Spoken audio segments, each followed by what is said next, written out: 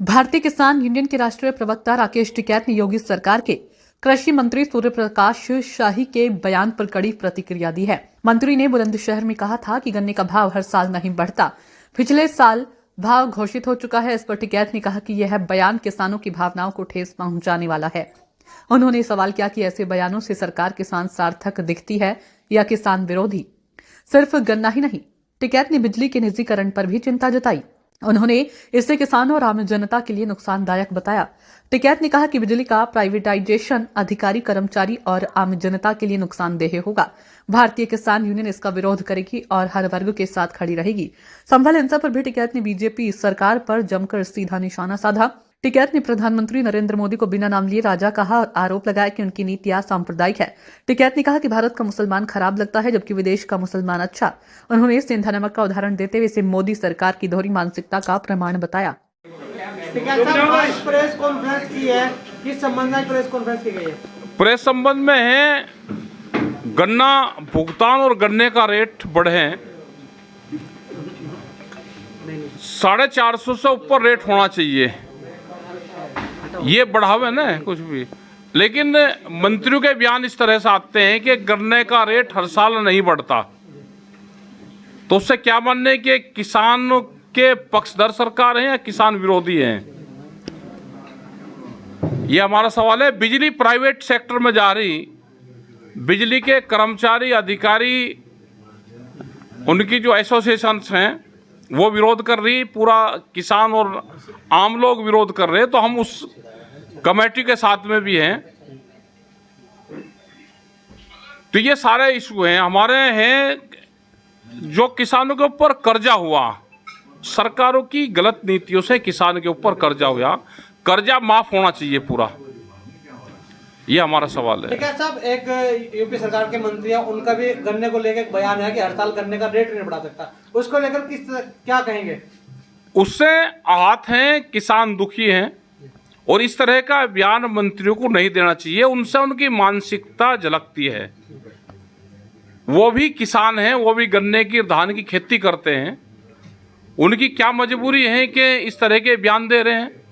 भाई नहीं बढ़ाना, कम से कम बयान तो ना दो। एक आस जो सरकार के ऊपर है वह तो ना टूटे।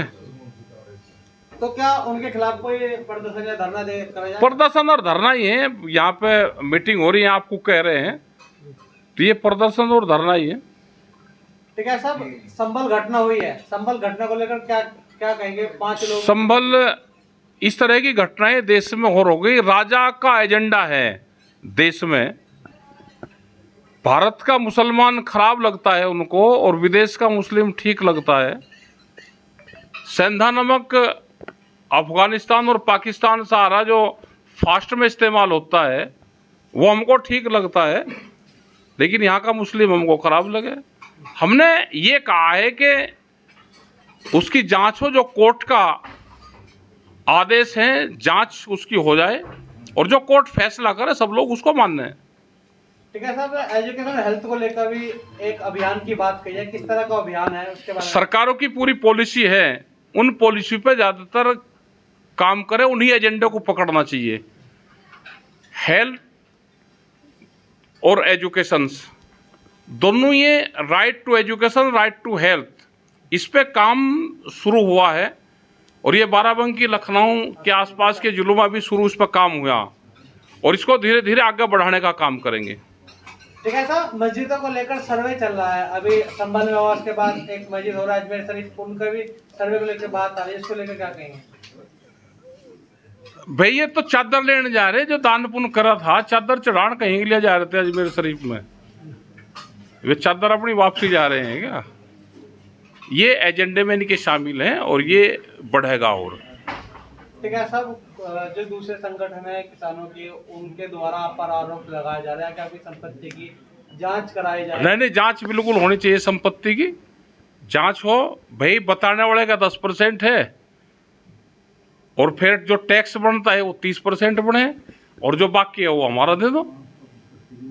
गन्ने के रेट की कितने की डिमांड कर रहे हैं आप? डिमांड तो ये है कि 400 के ऊपर तो सरकार कह रही थी, हमने 450 कह दिया, बीच बचाव कर लो, उसको 450 कर दो। तो मंत्री को क्या कहना चाहिए जिस तरह उन्होंने बयान दिया है? वो तो मंत्री बताओगा भाई, बयान उसने सही दिया गलत दिया बयान। किसान उससे नाराज भी है और आहत भी है किसान। मंत्री को इस तरह के बयान नहीं देने चाहिए। अभी आपने एक मंत्री ने भी आरोप लगाया कि उसकी बड़ी फैक्ट्री है खाद की। नहीं, हमने तो नहीं पता। जो नैनो यूरिया है वो गुजरात का एक मिनिस्टर बताया है, और जो और भी मंत्री हो जिन्होंने फैक्ट्री लगा रखी है उनकी भी जांच हो जाए भाई सबकी, और नकली तो नहीं बेच रहे। लेकिन नैनो यूरिया जो जबरदस्ती दिया जा रहा है, किसान मांग रहा डीएपी, वो दे रहे नैनो यूरिया। नैनो यूरिया का किसान ने बहिष्कार कर रखा, वो नहीं लेना है।